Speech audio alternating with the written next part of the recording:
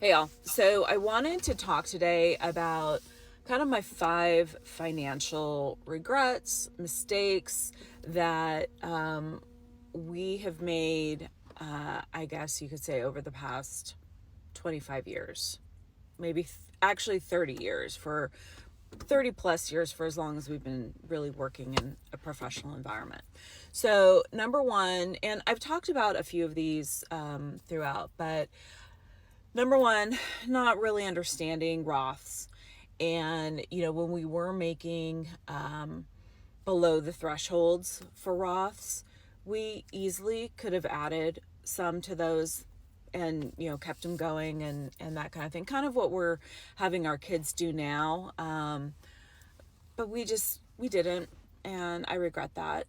Saving early as much as you can would have really helped us now, obviously, but hindsight's 2020 and you don't know. I mean, and all of these things, if I had known then what I know now, yeah, that's regret, mistake, etc. Okay, so number one, Roths. Number two, 529. So once we started having kids, we didn't put any money away for college. So whether it was through a 529 or an UTMA or whatever we could have used to even put $100 a month in, that would have really helped. But we didn't. Wish we had. Number three, I think thinking we needed a bigger home. We had a starter home. It was a 3 bedroom, 2 bath, but I felt like we needed a separate guest room. And so we got a bigger home. I wish we had just stayed in that home. I think if Before we continue now, the key thing I needed to understand before I even get to what I wanted to talk about was, you hear when she just said, I felt, that was the danger right there. Because you don't do stuff just because you feel like it. You do stuff because it makes sense, because it's the right thing to do. And the moment she said, I felt like we had this, but I felt like this, she just exposed the whole game right there. And that is the problem. Before she said that, one of the things I really wanted to spend most of this initial time just giving my initial reaction before we continue to what she's saying was the fact that, just like she said, hindsight is 2020, right? It's 30 years removed from her making these decisions, which now she's experiencing and seeing the problems, right? Because we didn't do this and we didn't do that back in the day, now we are suffering because of it. But when you continue that and you realize, okay, cool, it starts to paint the picture and help us understand why they maybe didn't do some of that stuff previously. Now, if they had a particular home at the time and she's saying, I felt like this, why didn't they save before? Did she not feel like saving before? Did she not want to save before? She wanted to spend money on other things. Now, this is where I don't want you to get anything twisted. Just because she was saying, I felt like this, the onus, the responsibility is always going to be on the husband.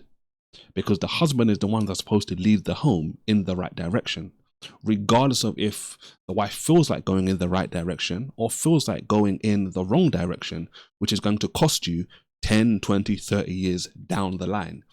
When she now realizes, yeah, this was the wrong thing to do. You see, I'll give you an example, right? Go back to the Garden of Eden. It's the first example and it's the prime example, right? Adam and Eve disobey God. Eve is the one who sins first. She encourages her husband to sin after he does so. When God comes on the scene, who does he go to first? Goes to Adam. Why does he go to Adam? Because the man is the leader in the home, and whether or not the wife does something which is detrimental or wants to do something detrimental to the home, the husband has to take responsibility. So as crazy as it is to hear her say, like, I felt like this, I wanted to do this, the onus is still on the husband. He's still at fault for realizing, you know what, we're actually good where we are. This is going to help us not only now, but into the future. The moment his wife was saying all this different stuff about, let's not do this, I feel like we need a separate guest room and all this different kind of stuff, If they couldn't do it financially, it was on him to put his foot down and say, no, I understand what you want us to do, but that is not the right way to go. I'm going this way. That is what he should have done. Now, again, men don't always get this correctly, but you need to practice doing this more and more so you don't end up 30 years down the line looking back, or you don't have, which is even worse, 30 years down the line, your wife is on the internet broadcasting this to the masses. Thousands of people have seen this, talking about how I wish we'd have done this and we should have done this and I felt like this, etc. Because this is the kind of way that your wife or a woman can put a man on blast. And she may not even understand what she's doing, but she's putting her man on blast in various different ways. But let's continue. Let's see what she has to say next. Eventually, we would have gotten a bigger home at some point, but that initial moving from the first to the second home, I think, was a mistake. At some point, you see, there's nothing wrong with getting a bigger house. There's nothing wrong with making money. There's nothing wrong with all of these kind of things, but in the right time. If you don't do it in the right time, it's going to come back to burn you and bite you later on down the line. We should not have done that. Number 4, lifestyle creep. We definitely had times where we felt like we needed to keep up with the Joneses. So whether it was, having a paid off car and thinking, oh, we don't like that. We don't like driving a station wagon anymore. Let's go get an SUV with a third row. Or there was no need to get it. Cars were paid off. We still only had 2 kids, still only had 1 dog at the time. So there was no need to do it. But we kind of felt like we needed to upgrade our... There's that word again, guys. Felt. Felt is going to get you in a lot of trouble. I promise you. And listen, I don't want you to think I'm saying this stuff from someone who's like high and mighty and never gone through different stuff. We've been in financial situations before. We've been in financial situations before because of foolish decisions I made. And we've also been in financial decisions because of foolish decisions I allowed my wife to present and for me to allow to happen. We've been there. We've done it. We've got the t-shirt and we don't want it anymore. So I just need you to understand, right? I can fully relate to what this woman's saying. Thank God that, I don't know how old she is. She's probably 60 or something along those lines. Thank God that my wife and I are 35 and we still have, by God's grace, many more years to continue to take the right steps today and also tomorrow. So not only can we be in the best position, but also our children that are coming after are going to be in the best position as well. But I promise you, lifestyle creep, the same thing is coming over and over and over again. We feel like. Feelings, there's nothing wrong with feelings. God gave us the feelings. But our feelings aren't supposed to be the complete or the final driving force of the decisions that we make. Wisdom is supposed to be the thing which is fueling us and guiding us and leading us on a daily basis. And it's crazy to me the more and more I hear her speak, because I'm like, okay, cool. You didn't save. You didn't invest as much as you could. You bought a bigger house way too early. You had lifestyle creep. They had cars which were paid off, which is the best position to be in. And they said, you know what? Let's forget those cars that we paid off. Let's buy new vehicles on credit, on finance, and go from no car payments to most likely $500, $1,000 a month payments. Just because they felt like it, because they wanted to keep up with people who don't even care about them.